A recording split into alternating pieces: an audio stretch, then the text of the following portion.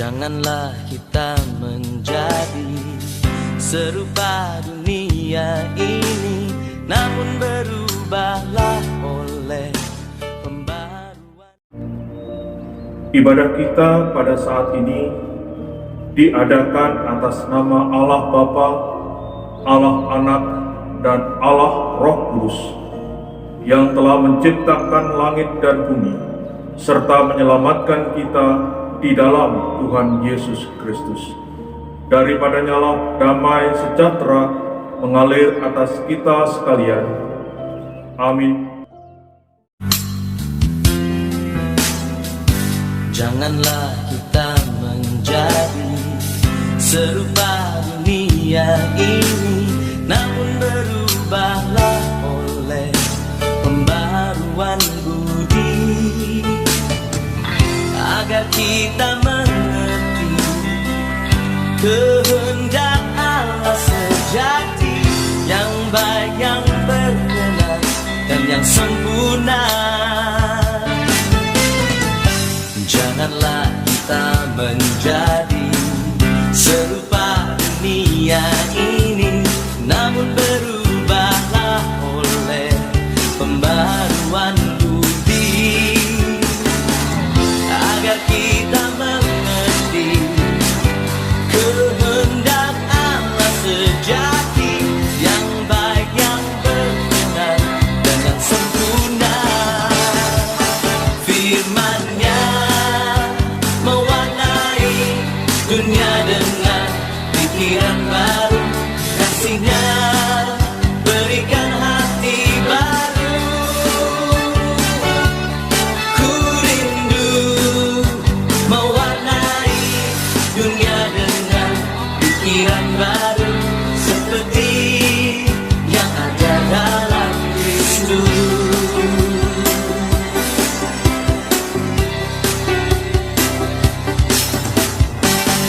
Janganlah kita menjadi serupa dunia ini, namun berubahlah oleh pembaruan budi,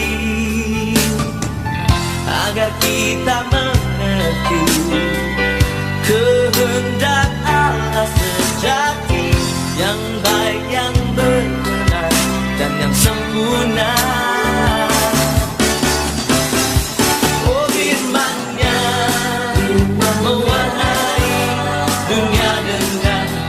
Pikiran baru, kasih-Nya berikan hati baru.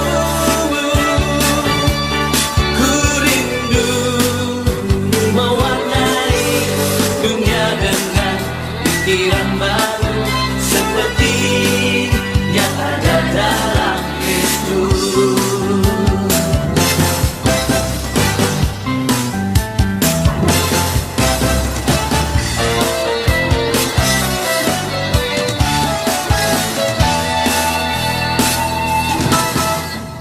Firman-Nya mewarnai dunia dengan pikiran baru, kasih-Nya berikan hati baru. Ku rindu mewarnai dunia dengan pikiran baru, seperti yang ada dalam Kristus.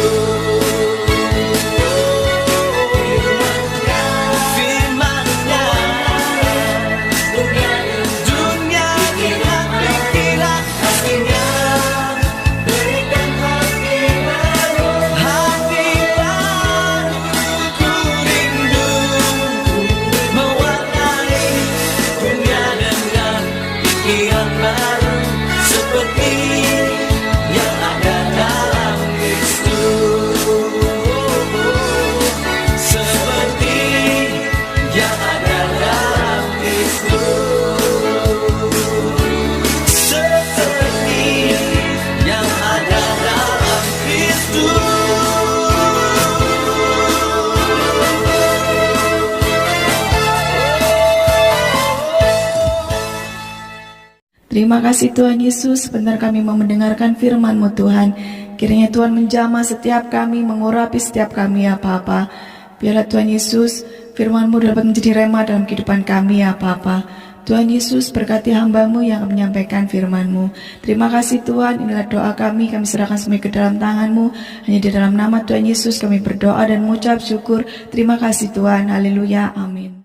Saya mengajak jemaat untuk membaca firman Tuhan dalam Roma pasal 12 ayat 1-2. Karena itu saudara-saudara, demi kemurahan Allah, aku menasihatkan kamu, supaya kamu mempersembahkan tubuhmu sebagai persembahan yang hidup, yang kudus, dan yang berkenan kepada Allah.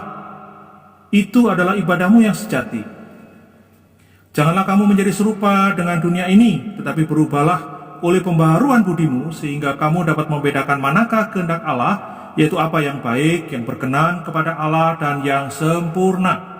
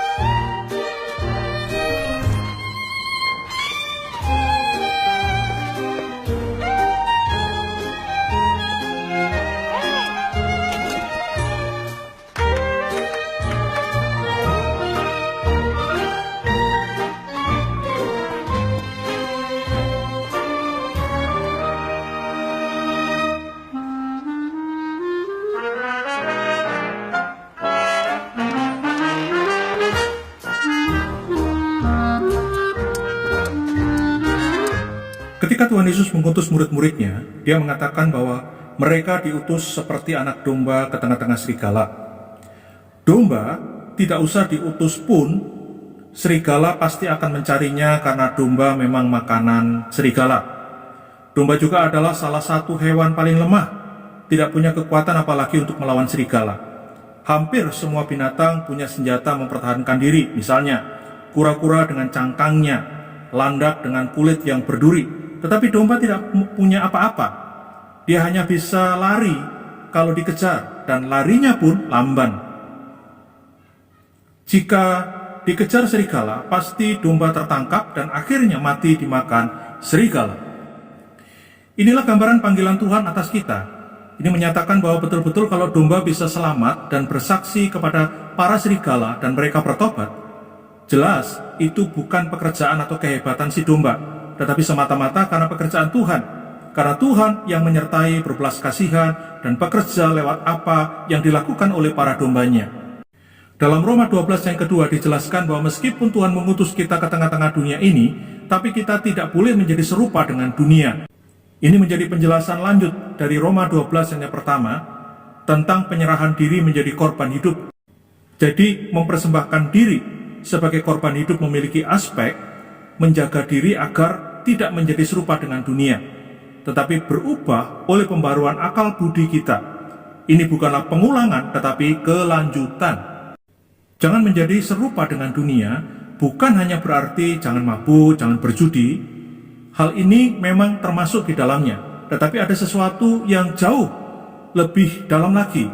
Kata dunia di sini memiliki pengertian the spirit of this age, semangat zaman. Jadi yang dimaksud dunia adalah dalam pengertian jalan hidup dunia yang jahat, yang berdosa di hadapan Tuhan, yang diwarnai dengan ketidaktaatan kepada Tuhan. Jadi Paulus bukan hanya menunjuk kepada perbuatan-perbuatan duniawi, tetapi pola pikir. Kita diperintahkan untuk bukan saja tidak berbuat jahat, tetapi juga tidak boleh mempunyai cara pikir yang sama dengan dunia. Inilah perintah Tuhan, jangan menjadi serupa dengan kepercayaan yang dihidupi orang-orang dunia ini. Jelas, ini adalah peringatan bagi anak-anak Tuhan. Ada ajaran yang mengatakan bahwa hanya dengan percaya kepada Tuhan, maka kita akan mengalami kesembuhan dan kesuksesan. Ini adalah contoh bagaimana gereja menjadi serupa dengan dunia ini. Kita bukannya tidak percaya kesembuhan, tetapi bukan itu yang utama. Kalau hanya menekankan pasti sembuh, apalagi sampai berani berkata, Tuhan, kalau Engkau berkuasa, maka sembuhkan penyakitku.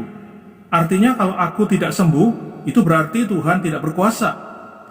Ini adalah Injil yang palsu. Kalau hal menjadi kaya atau sembuh menjadi yang utama, maka sebenarnya Allah siapapun yang bisa memberikan semuanya itu, pasti akan disembahnya.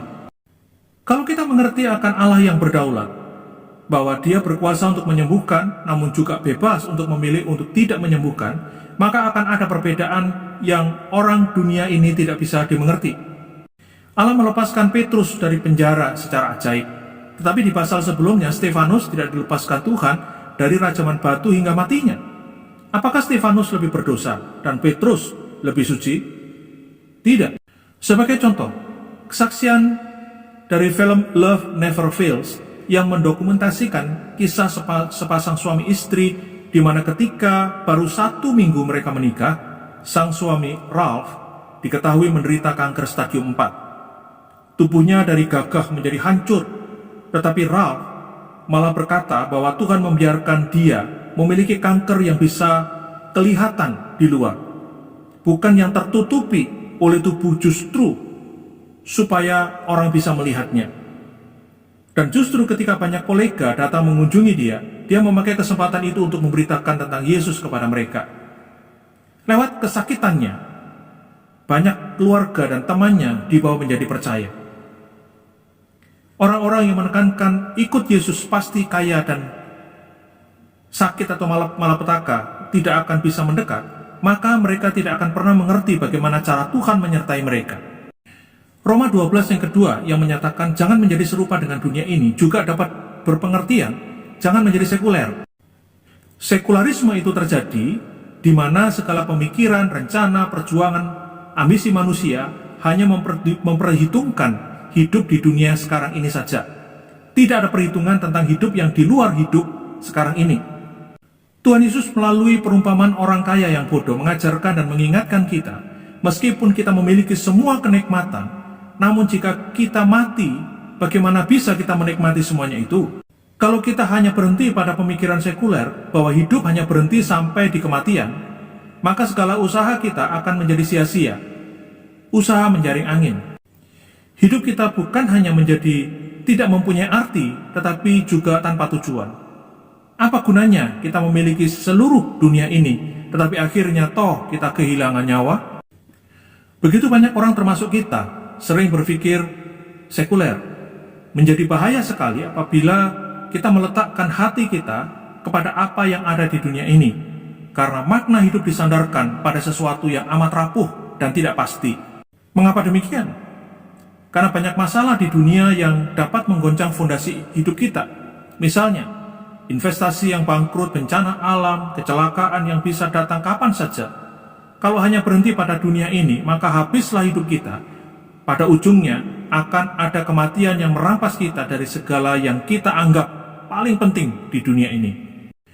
Jadi janganlah menjadi serupa dengan dunia ini dan jangan berpikir sekuler. Kita perlu hidup dari sudut pandang Allah, yaitu hidup dalam terang bahwa segala apa yang kita lakukan akan dan harus dapat dipertanggungjawabkan di hadapan Tuhan nantinya. Seluruh hal yang kita kerjakan dikaitkan dengan kekekalan. Setiap kita berada dalam tahap hidup yang berbeda-beda, tapi dimanapun kita harus mengerjakan yang terbaik. Setiap hari kita melakukan kehendak Tuhan yang dapat kita pertanggungjawabkan di hadapan Tuhan. Tuhan Yesus memberkati kita semua. Amin. Janganlah kita menjadi serupa dunia ini, namun berubahlah oleh pembaruan budi, agar kita mengerti kehendak Allah sejati, yang baik, yang berkenan, dan yang sempurna. Firman-Nya mewarnai dunia dengan pikiran baru, kasih-Nya berikan hati baru. Ku rindu mewarnai dunia dengan pikiran baru, seperti yang ada dalam Kristus. Oh, firman-Nya mewarnai dunia dengan pikiran baru, kasih-Nya berikan hati baru. Ku rindu mewarnai dunia dengan pikiran baru, seperti yang ada dalam Kristus. Bapa yang kami sembah, di dalam nama Tuhan Yesus Kristus kami bersyukur kepadamu untuk kebenaran firman-Mu yang kami dengar pada saat ini. Sungguh Tuhan, ampuni kami, seringkali kami kurang percaya terhadap kebenaran-Mu. Seringkali kami kurang mempercayai Engkau Tuhan, sehingga kami berusaha untuk mengatasi segala sesuatu dengan kekuatan kami, dan yang kami dapatkan adalah kegagalan dan kegagalan. Tapi pada saat ini kami bersyukur karena Engkau mengasihi kami Tuhan, karena Engkau telah memilih kami dan memperlengkapi kami dengan kemenangan dan kemenangan. Kami bersyukur kepadamu untuk kasih setiamu yang luar biasa. Kami bersyukur untuk perbuatan tanganmu yang ajaib yang sudah Kau nyatakan dalam hidup kami. Biarlah kami senantiasa ada di dalam terang-Mu. Roh Kudus, Engkau menguasai kehidupan kami, Engkau ada dalam hidup kami, kendalikan kehidupan kami. Kami pasrahkan kehidupan kami sepenuhnya dalam tangan-Mu. Engkaulah penjunan kami, dan kami adalah tanah liat. Bentuk kami seturut kehendak-Mu. Kami mau menurut akan segala rancangan-Mu. Terpuji nama-Mu, kami mengucap syukur. Saat ini Tuhan, kami berdoa untuk saudara-saudara kami Tuhan, yang mereka mengalami kelemahan dalam tubuh mereka, yang mereka mengalami pergumulan dalam kehidupan mereka, dalam berbagai masalah yang ada. Kami percaya Tuhan, Engkau mengenal mereka dan Engkau mengasihi mereka Tuhan. Pilihan-Mu tidak pernah salah Tuhan, dan Engkau senantiasa akan menolong kehidupan mereka saat ini. Di dalam nama Tuhan Yesus Kristus, lawatan-Mu terjadi saat ini. Dalam nama Tuhan Yesus Kristus, yang lemah boleh disembuhkan, yang lemah, yang sakit disembuhkan, yang lemah dikuatkan Tuhan, yang mengalami persoalan ada jalan keluar, karena Engkau adalah Allah yang luar biasa, yang mengasihi kehidupan anak-anak-Mu. Terpuji nama-Mu Bapa, kami mengucap syukur. Dan biarlah kebenaran firman yang kami dengar saat ini tidak berhenti sampai di sini, tapi firman itu akan terus mengerjakan kehidupan kami sampai firman-Mu menjadi kenyataan dalam hidup kami. Terpuji nama-Mu Bapa, kami mengucap syukur untuk saat ini. Di dalam nama Tuhan Yesus Kristus kami naikkan doa kami ini. Bapa kami yang di surga,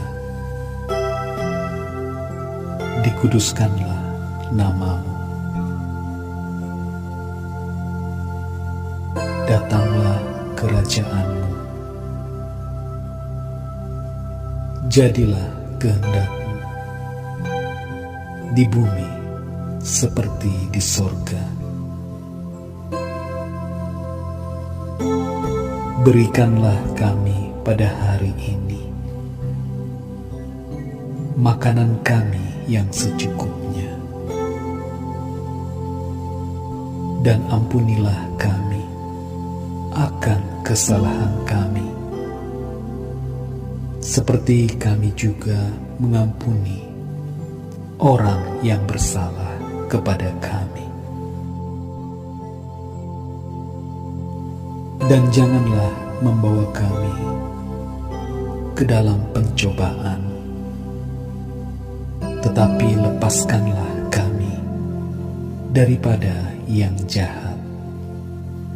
Karena Engkaulah yang empunya kerajaan dan kuasa dan kemuliaan sampai selama-lamanya. Amin. Sekarang Tuhan, kami minta turunkanlah berkat-Mu. Lihat sekarang kami buka hati kami tempat-Mu.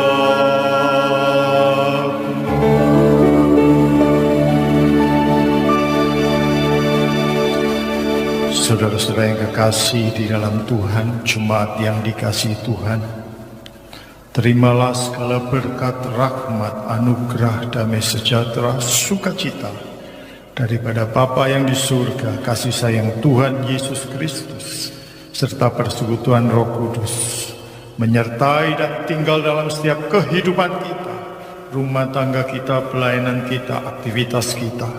Dan kita yakin bersama dengan Tuhan Yesus Kristus, apapun juga yang kita perbuat, akan diperbuatnya berhasil. Nama Yesus yang kita tinggikan. Pulanglah dengan penuh damai sejahtera dan selamat di dalam nama Tuhan Yesus Kristus, mulai saat ini sampai Maranatha Tuhan datang. Amin. Terima kasih Bapa, terima kasih Bapa di dalam surga. Puji, terima kasih.